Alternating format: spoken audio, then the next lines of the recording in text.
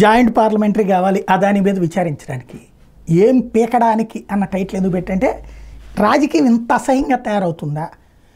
America Europe దేశాల్లో వాళ్ళ పారిశ్రామికవేత్త మీద కనుక మనం ఏమన్నా ఆంక్షలు పెట్టామనుకోండి, ప్రభుత్వాలు ఇన్వాల్వ్ అయ్యి మా వాళ్ళని వేధిస్తారా, మీ మీద ఆంక్షలు పెడతామంటారు.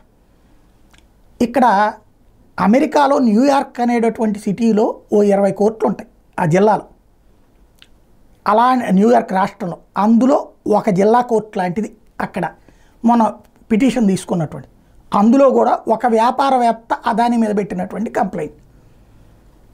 ఏమని అందులో మళ్ళీ మెయిన్ కంప్లైంట్లో అదాని అంబానీల పేర్లు అదాని పేర్లు లేవు, అక్కడ తనకి జరిగిన నష్టాన్ని బేస్ చేసుకుని పెట్టినటువంటి కంప్లైంట్. దానికి ఒక అట్రిబ్యూషన్ మా ఊహ ఇది అంటూ పెట్టినటువంటి కంప్లైంట్. ఆ కంప్లైంట్ పెట్టినటువంటి పబ్లిక్ ప్రాసిక్యూటర్ భార్య సోరోస్కి సంబంధించినటువంటి సంస్థలో పనిచేస్తూ ఉంటుంది. అంటే పక్కా ప్లాన్డ్గా జరిగినటువంటిది. అదానిని టార్గెట్ చేయడానికంటే మన దేశపు వ్యాపారవేత్త ప్రపంచవ్యాప్తంగా విస్తృతమవుతున్నటువంటి ఒక వ్యాపారవేత్త మీదన మన దేశ పార్లమెంట్లో రచ్చ చేసి నాశనం చెయ్యాలన్నటువంటి దాంట్లో ఏం చేస్తారు జాయింట్ పార్లమెంటరీ కమిటీ?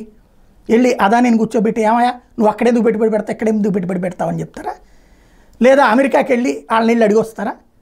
అడిగొచ్చారు, అవును నేను పెట్టుబడి పెట్టానంటాడు అదాని. ఏమంటారు దానికి? వాడు పెట్టిన కంప్లైంట్లోనే వెర్రితనం ఎట్లుందంటే $160 $160 మిలియన్ అక్కడ లోన్ తీసుకున్నాడు. $225 మిలియన్ ఇండియాలో లంచాలు ఇచ్చాడంట. $160 మిలియన్ అక్కడి నుంచి పెట్టుబడి తీసుకోవడం ఏంటి, ఇక్కడ $225 మిలియన్ ఇవ్వడం ఏంది? లంచాలు లేవు. ఈ నాయకులందరూ తింటేనే కదా లంచాలు, లేకపోతే ఆడికిపోతాయి.